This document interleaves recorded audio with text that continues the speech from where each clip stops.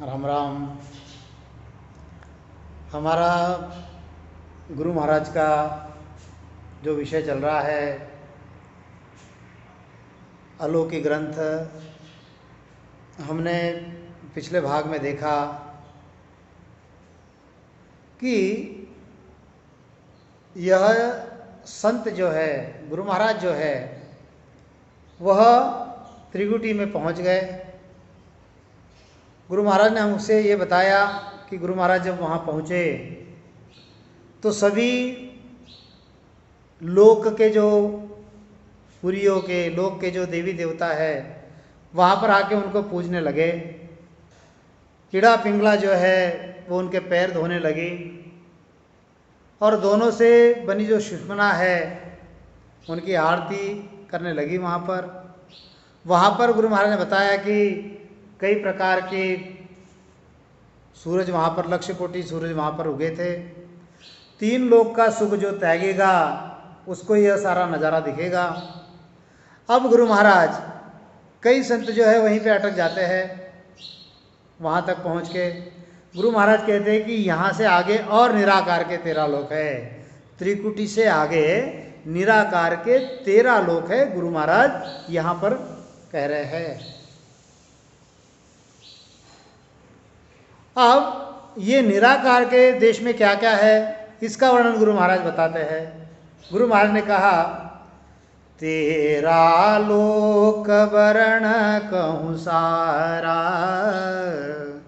तेरे लोक वरण कहूँ सारा, सुन्न सुन्न बिच धाम नियारा,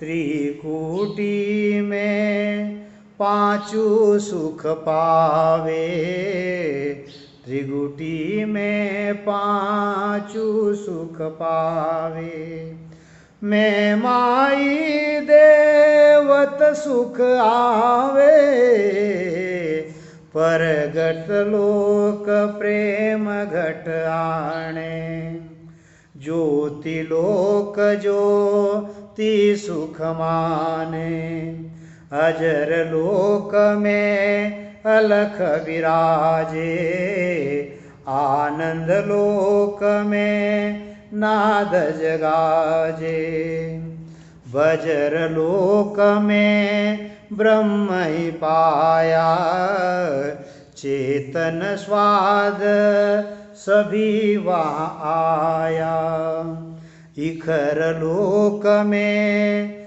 समाध लगाई, अनहद ताक खोल जन जाई, एक निरंजन लोक निराकारी, तेजी तेज तपे बहु भारी, कोटक सूर उदय प्रकाशा, नवतत देह भई वाहनासा, लिंग शरीर गल्या जिण जागा, सूरत रूप चल्या जन आगा, अब शिवलोक में आविध जानी, जू सायर में बूंद समाणी, जीव शिव एक होय जावे, नींद सुखोपत जू सुख आवे, साहिब अंछा खेल पसारे, जन्म धरे जा सुख दुख लारे, जूतर बीज मिल्या धर्माही, बिरखास में उग सब जाही, अब महाशून्य घर जायर पूगा, कोटि कली कोटि रवि उगा, इमृत कुंड पिवे जल नावे, द्रव्य रूप दे ही बन जावे, सूरत रूप तजी यहाँ काया, दिव्य रूप जन हो सिधाया।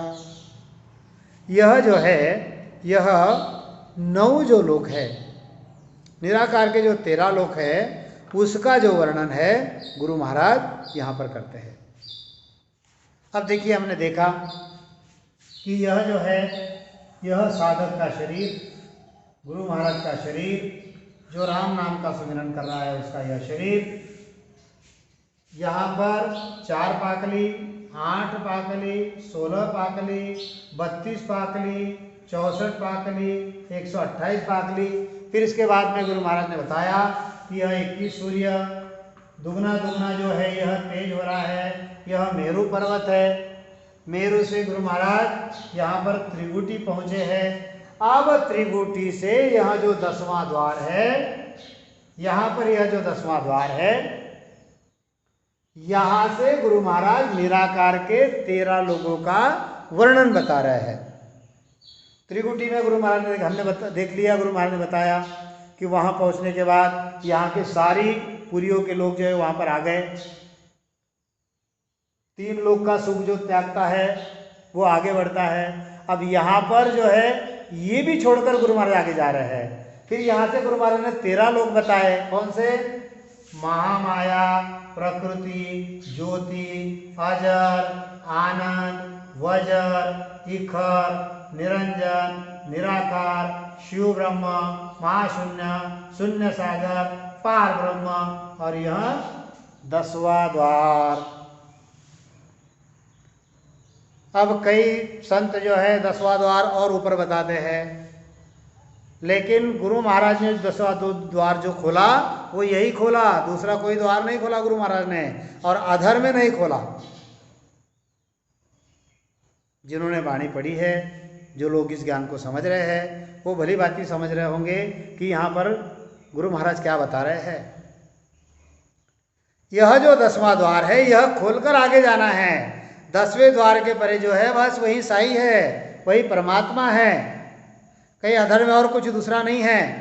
यह सारा वर्णन जो है यहाँ पर गुरु महाराज ने आलोकी में किया है। इसको सही तरीके से समझोगे तो ये बात में समझ में आएगी। तो क्या कहते हैं गुरु महाराज? गुरु महाराज ने कहा कि त्रिकुटी का सुख सुना दिया। अब गुरु महाराज कहते हैं कि 13 लोगों का वर्णन जो है मैं सभी आपको करके बताता हूं। उस आगे के प्रत्येक शून्यों का अलग अलग धाम है। यहां से यह जो 13 शून्य है इनका एक अलग अलग धाम है, गुरु महाराज कहते हैं। और गुरु महाराज कहते हैं कि उस धाम में कौन से सुख है? तो त्रिकुटी में 5 इंद्रियों का सुख है। यह जो त्रिकुटी है इसमें 5 इंद्रियों का सुख है। अब उसके आगे महामाया का देश है। महामाया में देवताओं का सुख है। यह जो देवता यहां पर सुख लेते हैं, आकारी देवता, यह निराकार में सुख कौन सा है? तो देवता जो यहाँ सुख लेते हैं वही सुख वहां पर निराकार के देश में है, महामाया के देश में है।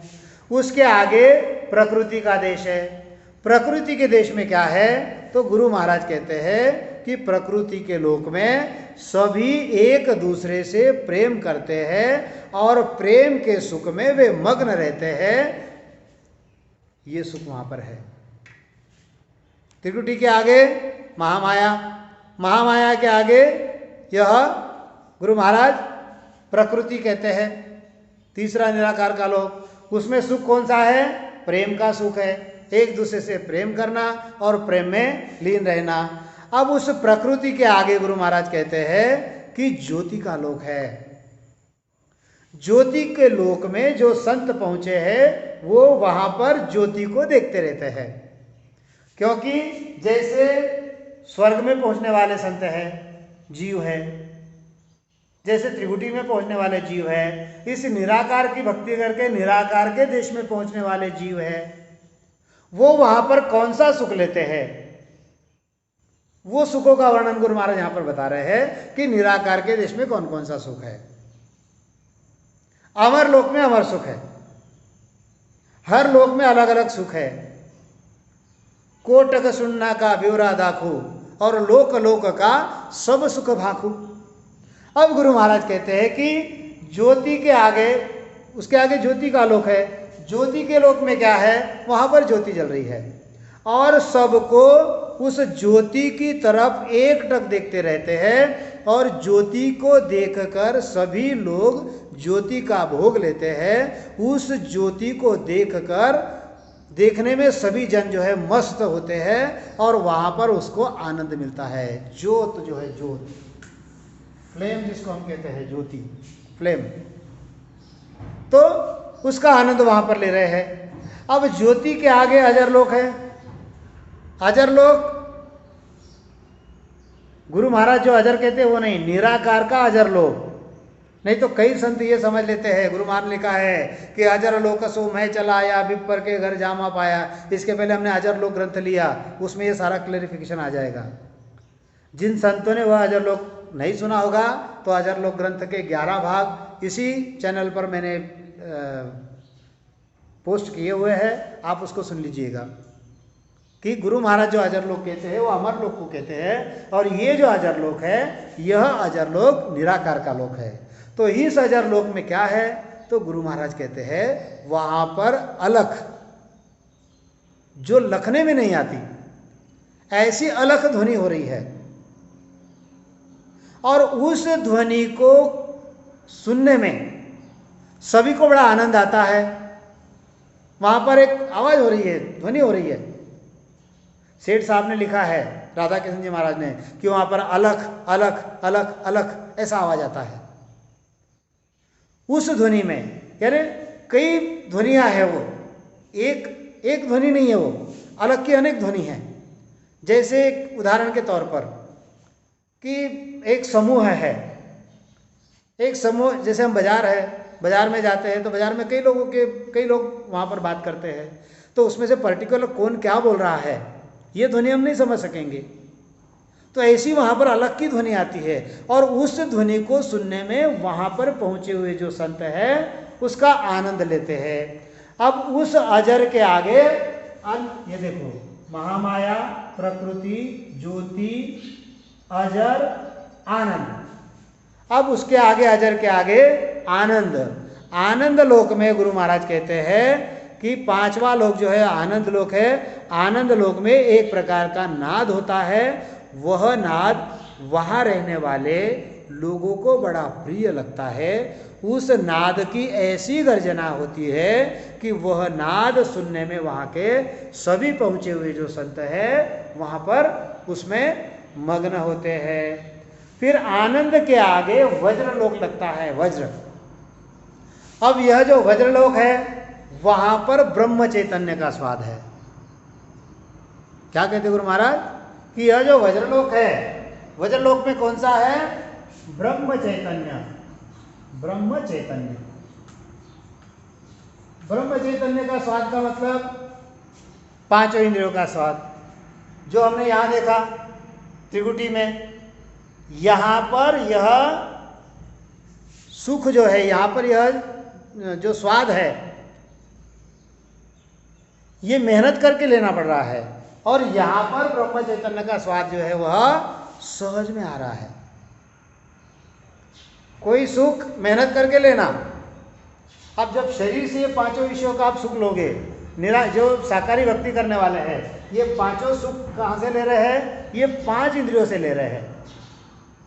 अब उनको ये सुख कहां मिल रहा है, निराकार के देश में पहुंचे लोगों को यहां पर, क्योंकि उन्होंने कुछ मेहनत की, कुछ कष्ट किए उन्होंने और वहां पर उन्होंने ये सारी बातें देख ली। अब वहां पहुंचने के बाद उनको वह सुख वहां मिल रहा है कष्ट करने के बाद में। अब यहां पर जो गुरु महाराज कहते हैं कि वज्रलोक में वह ब्रह्म चैतन्य का स्वाद अपने आप आता है, वहां पर कोई कष्ट करने की जरूरत नहीं है, अपने आप सहज में उस चैतन्य का स्वाद मिलते रहता है। अब इसके आगे गुरु महाराज कहते हैं कि इखर लोक है। इखर का मतलब होता है अटूट।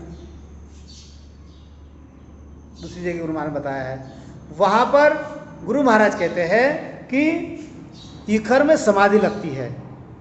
अब वहाँ के लोगों को जो इखर लोक में पहुँचे हैं वहाँ पर वह समाधि का सुख लेते हैं। वहाँ पे जो निराकार के लोक में जो इखर लोक है उसमें पहुँचे हुए जो संत है वह समाधि का सुख लेते हैं। और फिर उसके आगे गुरु महाराज कहते हैं कि 8वां जो है वह अनहद लोक है। अब गुरु महाराज कहते हैं कि अनहद लोक का दरवाजा खोलकर संत आगे जाते हैं। यहाँ से निकले हुए संत जो है हर यहाँ पर तेज तप जो है दुगना दुगना दुगना दुगना दिख रहा है। वहाँ पर जाकर जो पहुँचे हुए संत में बढ़िया आनंद में है, खुश है, वहाँ पर उसको ही परमात्मा समझ रहे हैं, उसको ही परमात्मा समझने की भूल कर रहे हैं।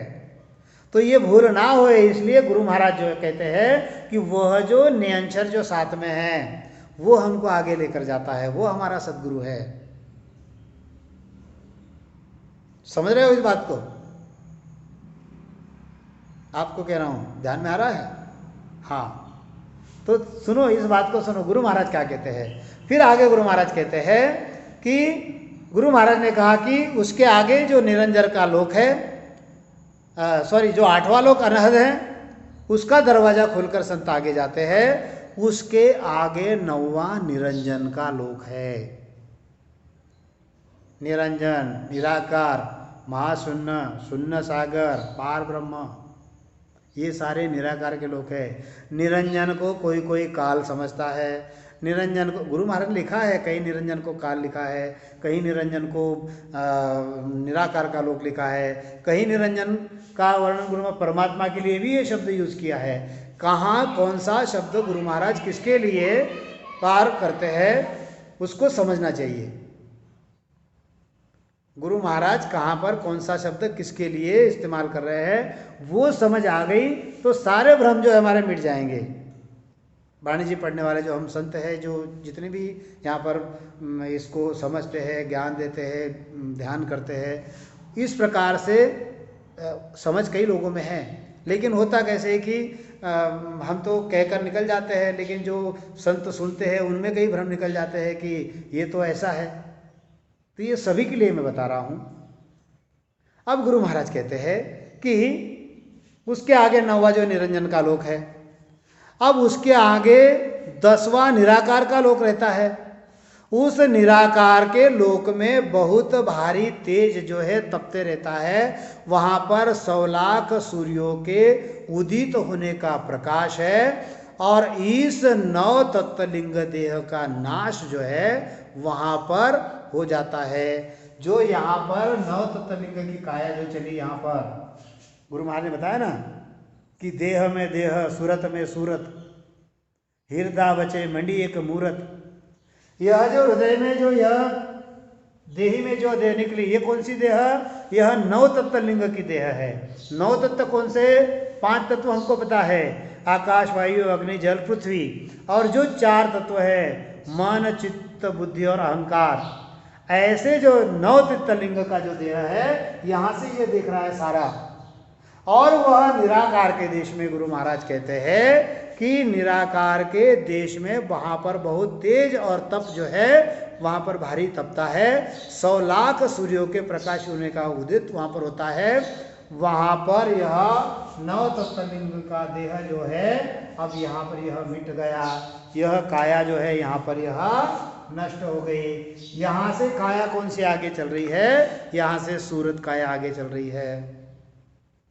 अब गुरु महाराज कहते हैं कि वहाँ पर लिंग शरीर छोड़ दिया, यानी वह जो अंगुष्ठ इतना शरीर आपको बताया कि वह शरीर भी वहाँ पर गल जाता है।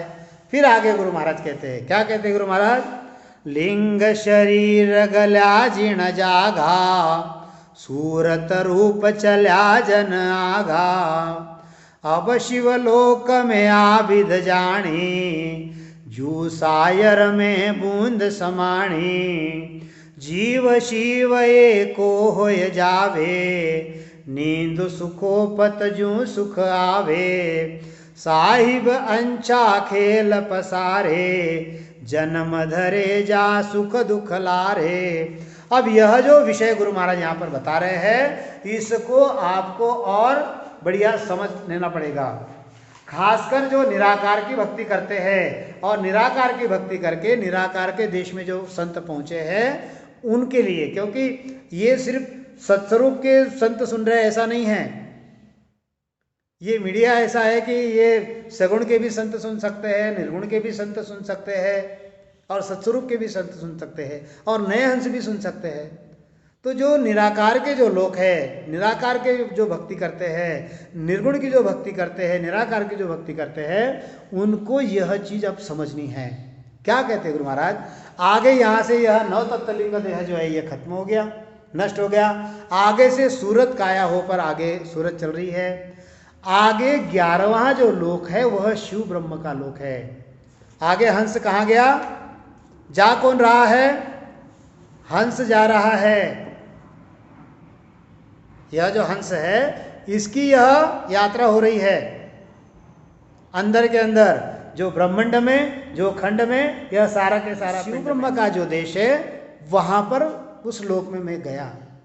वहां पर क्या, शिव ब्रह्म, चिदानंद ब्रह्म, शिव ब्रह्म और पार ब्रह्म जो हम कहते हैं, उसकी बात गुरु महाराज यहाँ पर आते हैं।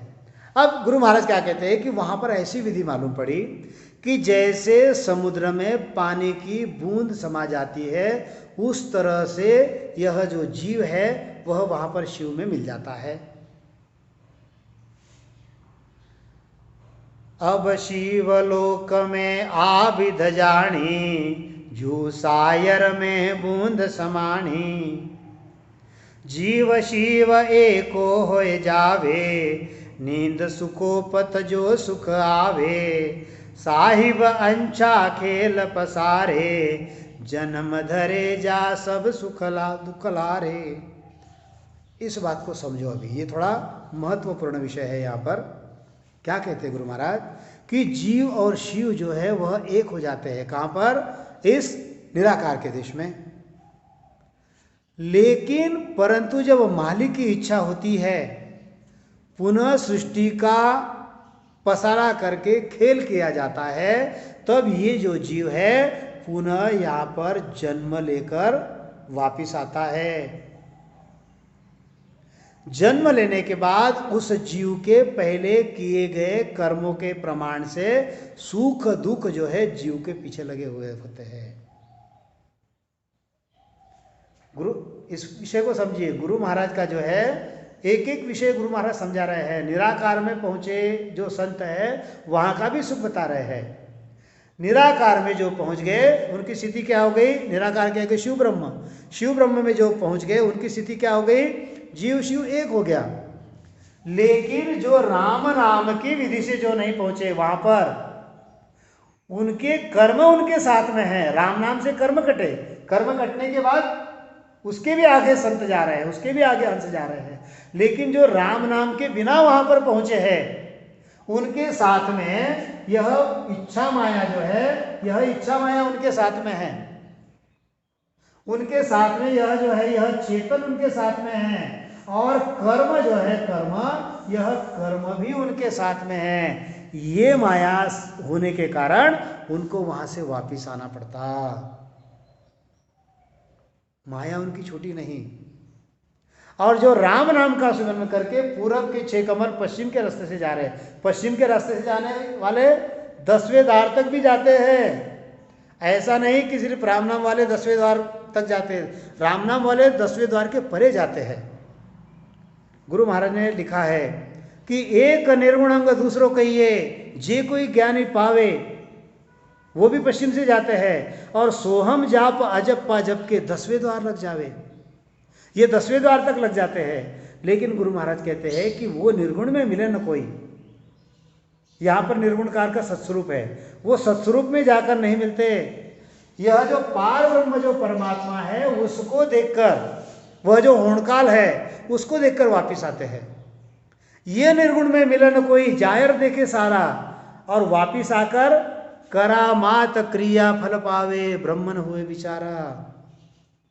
ये खास चीज, ये विषय यहाँ का नहीं है, लेकिन ये यहाँ पर बताना मैं जरूरी समझा, इसलिए यहाँ पर मैंने बता दिया।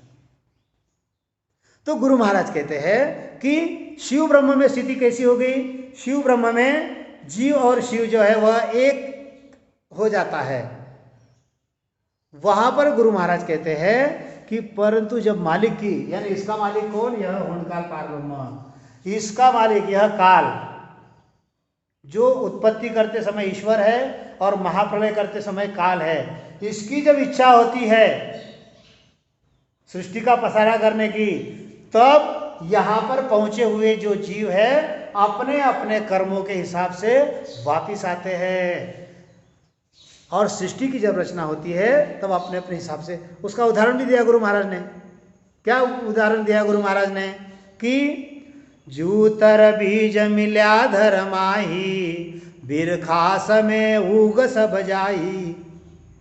अभी अगर आप बाहर देखोगे, या धूपकाले की बात बताता हूँ, धूपकाले में अगर आप बाहर देखोगे, दृष्टि दौड़ाओगे, तो आपको जमीन एकदम सब सूखे हुए वृक्ष नजर आते हैं, सारी सूखी हुई बातें नजर आती है। लेकिन क्या होता है, आपको जमीन के ऊपर कोई बीज नहीं दिखता। लेकिन जैसे ही बरखा होती है, वृष्टि जब होती है, वो बीज कहाँ पर है? वो जमीन में पड़े हुए हैं। ये जो जमीन है, इस जमीन में सारे बीज पड़े हुए हैं, लेकिन हमको दिखाई नहीं दे रहे हैं। जैसे ही बारिश हो जाएगी तो यह जो बीज है अपने अपनी जगह पर उग जाएंगे। जहाँ पर कोई जो होगा वो लोग अपने अपने जगह पर यह बीज उग जाएंगे। ऐसे ही शिव यहाँ पर इस निराकार के देश में, शिव ब्रह्म में पहुंचे हुए जो लोग हैं निराकार के देश में, यहाँ निराकार का जो शिव ब्रह्म है, वहाँ पर कर्मों के साथ में जाने के कारण इस मालिक की, यह होनकाल पार ब्रह्म की जब इच्छा होगी सृष्टि का रचना करने की, तब अपने अपने कर्म से सारे वापिस आ जाएंगे। उसके लिए उदाहरण बताया कि जैसे ये बीज यहाँ पर थे, ये दिखे नहीं, जैसे ही बरखा हो गई अपने अपने बीज जग गए। तो कोई इंद्र होगा वह इंद्र बन जाएगा, कोई ब्रह्मा होगा वह ब्रह्मा बन जाएगा, कोई शिवजी होगा वह शिवजी बनेगा, कोई कर्मी जीव होगा वो कर्मी जीव बनेगा, कोई पाताल में होगा, कोई कहीं होगा, वो वहाँ पर फिर अपने अपने हिसाब से वह प्रकट हो जाते हैं। ये गुरु महाराज समझाते हैं। अब गुरु महाराज कहते हैं, क्या कहते हैं गुरु महाराज?